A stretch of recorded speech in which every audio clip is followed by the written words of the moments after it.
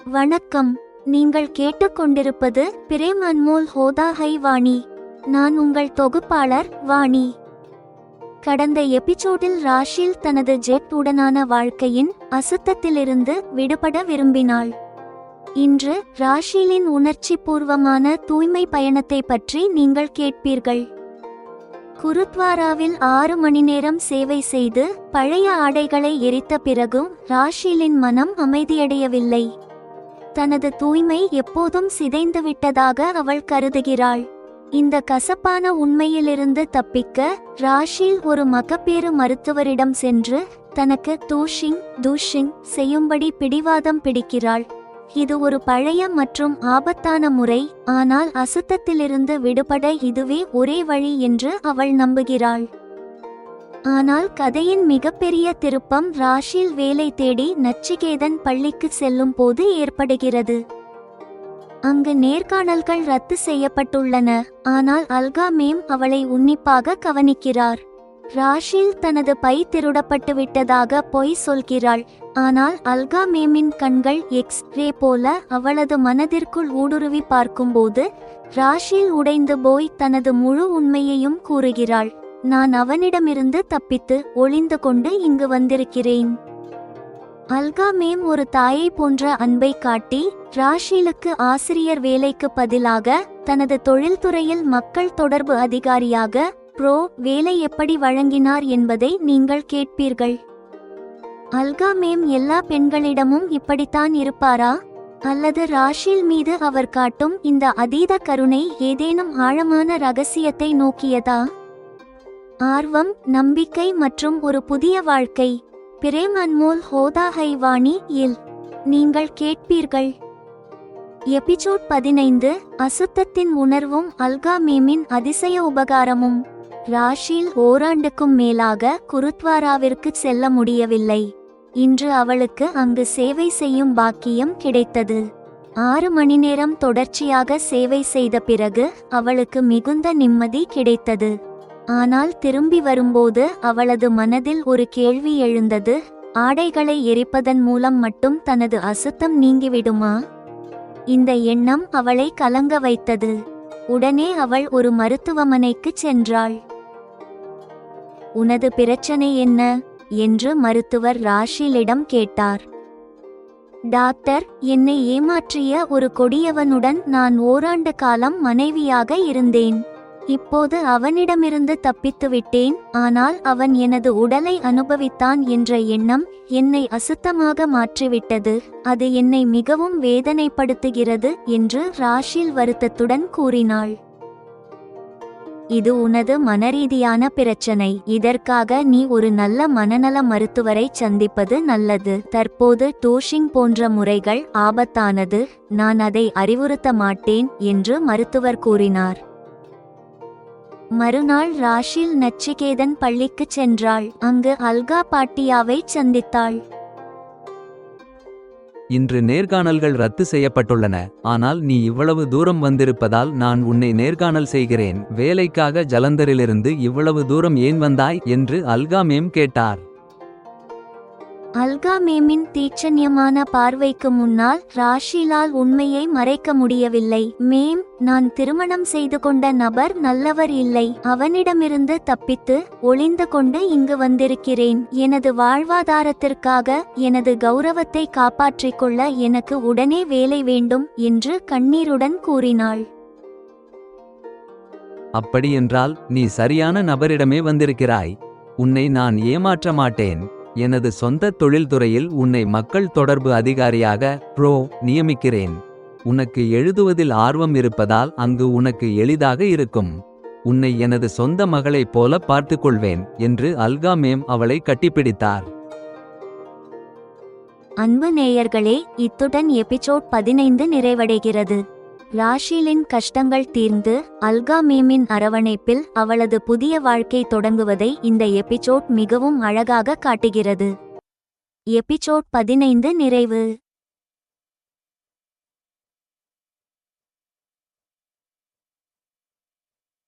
Episode 16.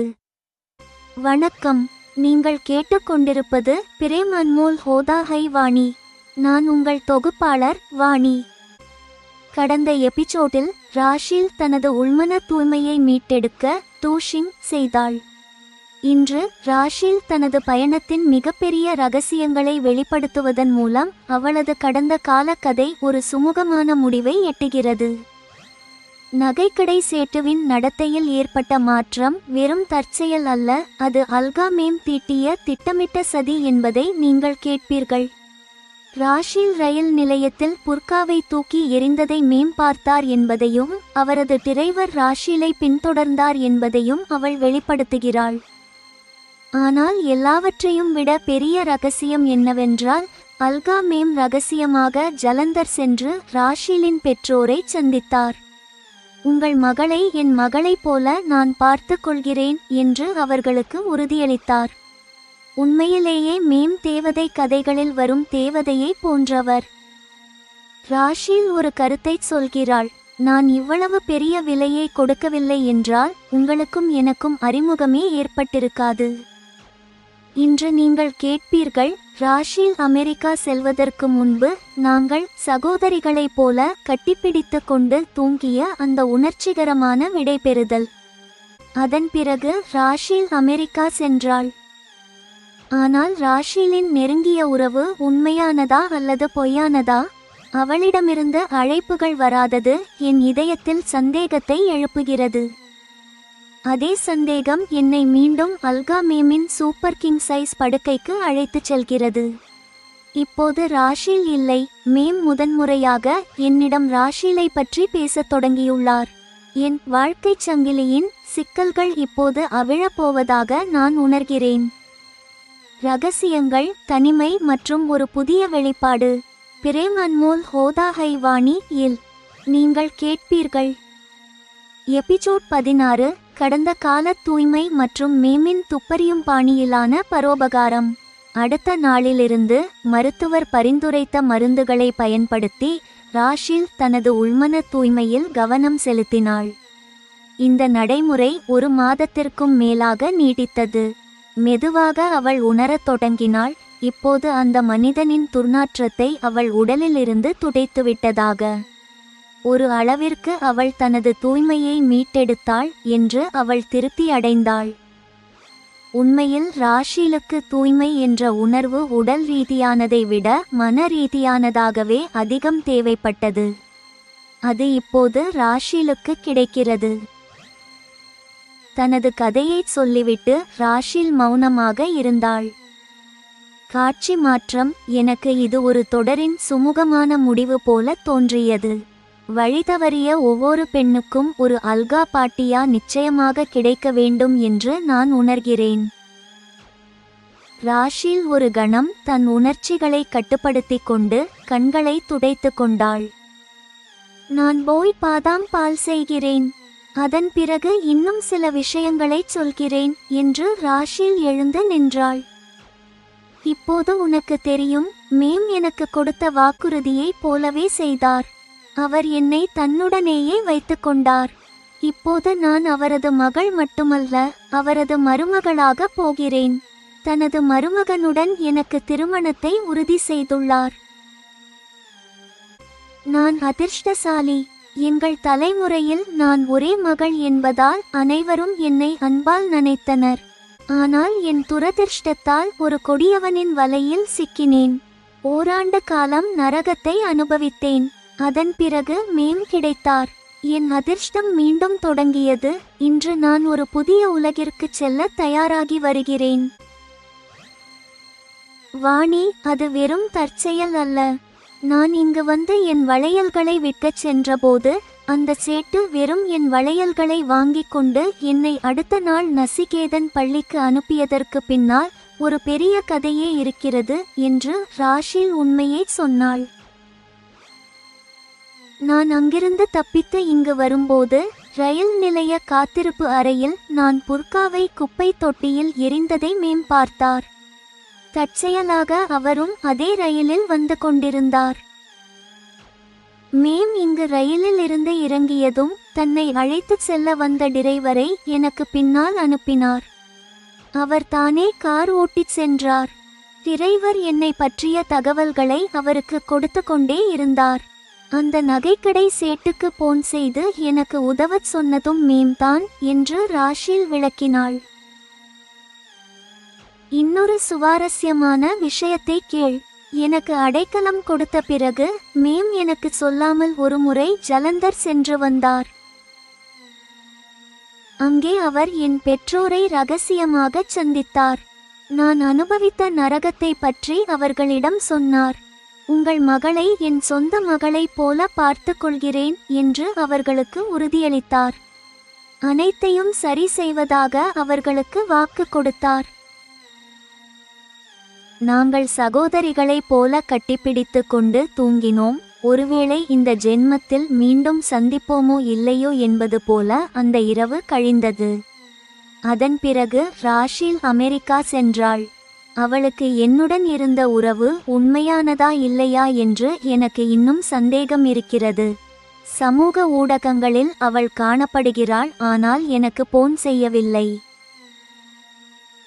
காட்சி மாற்றம். நான் மீண்டும் நிகழ்காலத்திற்கு வந்துவிட்டேன். வாழ்க்கை என்பது ஒரு சங்கிலி தொடர் போன்றது. காலப்போக்கில் புதிய இணைப்புகள் உருவாகி பழையவற்றுடன் சேருகின்றன. நான் அல்கா மேமுடன் சூப்பர் கிங் சைஸ் படுக்கையில் படுத்திருக்கிறேன்.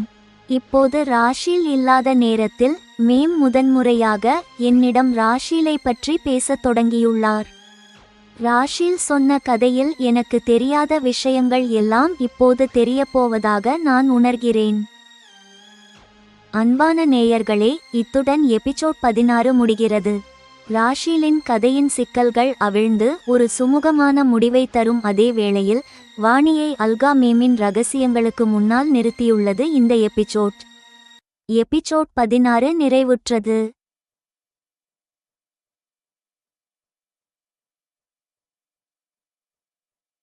எபிசோட் 17. வணக்கம். நீங்கள் கேட்டுக்கொண்டிருப்பது பிரேம் அன்மோல் ஹோதா ஹை வாணி.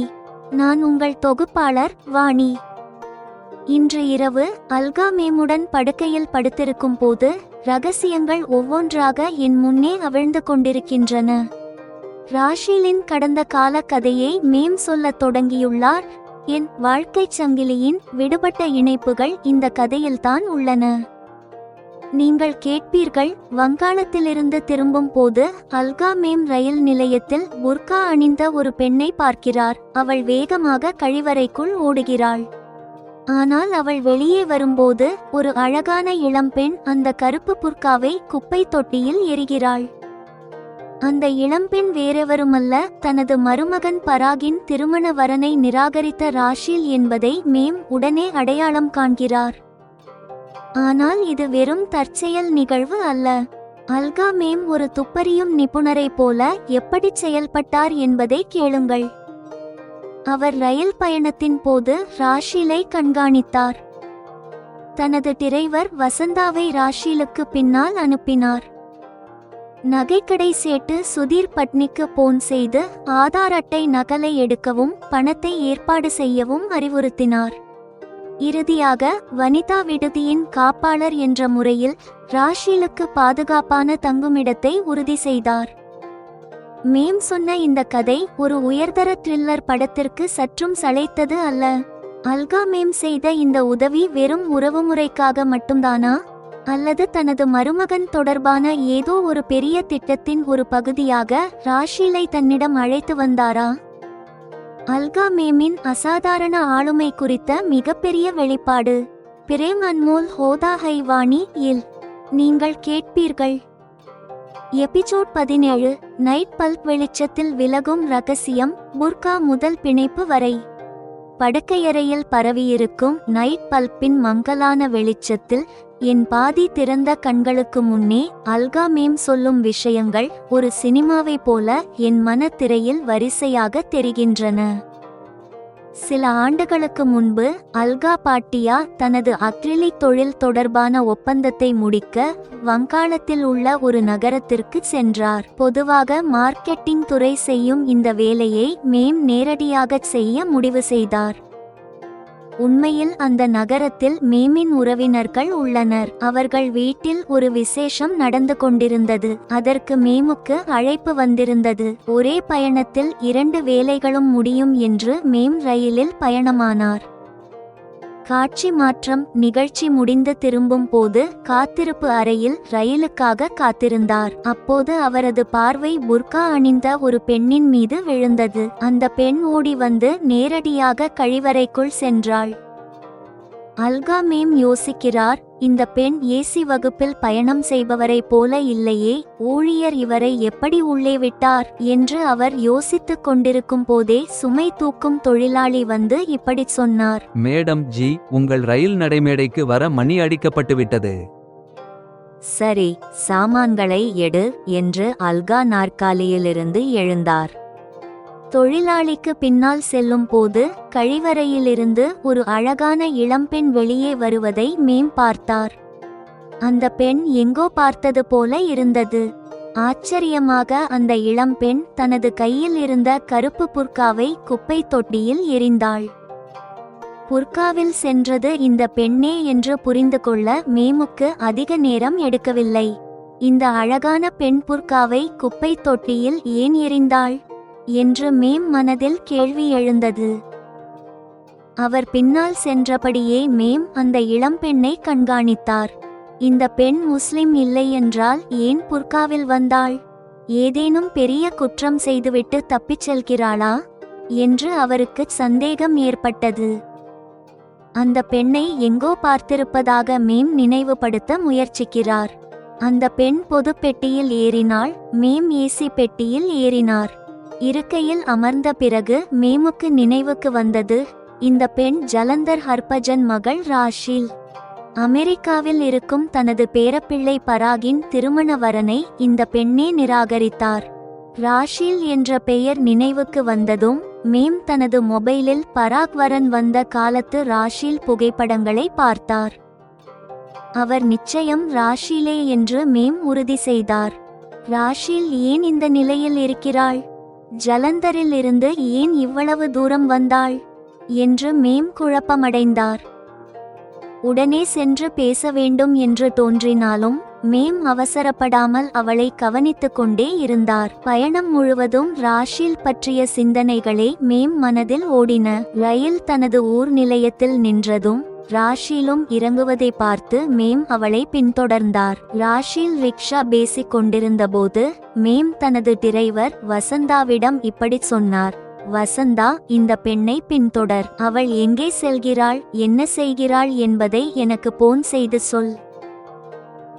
வசந்தா ராஷிலை பின்தொடர தொடங்கினான். மேம் கார் ஓட்டி வீட்டுக்குச் சேருவதற்கு முன்பே வசந்தாவிடமிருந்து அழைப்பு வந்தது. மேடம் ஜி, அந்த பெண் ரிக்ஷாவிலிருந்து இறங்கி பட்னி ஜுவல்லர்ஸ்குள் சென்றாள். சரி, அவள் அங்கே என்ன செய்கிறாள் என்று பார்க்க முடியுமா என்று மேம் கேட்டார். அந்த பெண் தனது பையிலிருந்து ஏதோ எடுத்து சேட்டுவிடம் கொடுக்கிறாள் என்று வசந்தா சொன்னான். சரி, அவள் வெளியே வரும் வரை பார், எங்கே செல்கிறாள் என்று எனக்குச் சொல் என்று சொல்லிவிட்டு மேம் உடனே நகைக்கடை உரிமையாளர் சுதீர் பட்னிக்கு போன் செய்தார். சுதீர், நான் அல்கா பாட்டியா பேசுகிறேன். சொல்லுங்கள் தீதி, உங்கள் கட்டளை என்று சுதீர் சொன்னார். உன் முன்னால் நிற்கும் பெண் ஏதேனும் நகை விற்க வந்திருக்கிறாளா? ஆம் அல்லது இல்லை என்று மட்டும் சொல் என்று மேம் கேட்டார். ஆம் என்று சுதீர் பதிலளித்தார். சுதீர், அந்த பெண் எனக்கு தெரிந்தவர். அவளுக்கு பண தேவை இருக்கிறது. எப்படியாவது அவளுக்கு உதவி செய். அதே சமயம் ஏதோ ஒரு காரணத்தை சொல்லி அவளது ஆதார் அட்டை நகலை எடுத்துக்கொள். அவள் சென்ற பிறகு எனக்கு போன் செய் என்று மேம் சொன்னார். தீதி, அவளது நகைகளை அடகு வைத்து 10,000 ரூபாய் கொடுத்தேன். ஆதார் அட்டை நகலையும் எடுத்துக்கொண்டேன். அவள் தங்க பாதுகாப்பான இடம் கேட்டாள். நான் வனிதா விடுதி முகவரியை கொடுத்தேன் என்று சுதீர் போன் செய்து சொன்னார். ஆதார் அட்டையில் பெயர் ராஷில் என்றுதானே இருக்கிறது என்று மேம் உறுதிப்படுத்திக் கொண்டார். மேம் உடனே வனிதா விடுதி மேலாளர் மன்பிரீத்துக்கு போன் செய்தார். மன்பிரீத், அல்கா பாட்டியா பேசுகிறேன். ராஷில் என்ற பெண் அங்கே வருவாள். அவளுக்கு ஒரு நல்ல தனி அறை கொடுத்து அனைத்து நடைமுறைகளையும் பூர்த்தி செய் என்று உத்தரவிட்டார். மேடம் ஜி, அந்த பெண் வனிதா விடுதிக்குள் சென்றுவிட்டாள் என்று வசந்தா கடைசி அழைப்பை செய்தான். சரி வசந்தா, நீ கிளம்பி வா. மேம் நினைத்ததை சாதித்துவிட்டார். அன்பான நேயர்களே, இதனுடன் எபிசோட் 17 முடிகிறது. அல்கா மேம் கடந்த காலத்தில் ராஷிலுக்காக செய்த ஏற்பாடுகள் அனைத்தும் இப்போது வாணிக்கு தெளிவாகிவிட்டன. ஆனால் மேம் ஏன் தனியாக இருக்கிறார் என்பது மட்டும் இப்போதும் ஒரு மர்மமாகவே உள்ளது. எபிசோட் 17 நிறைவுற்றது.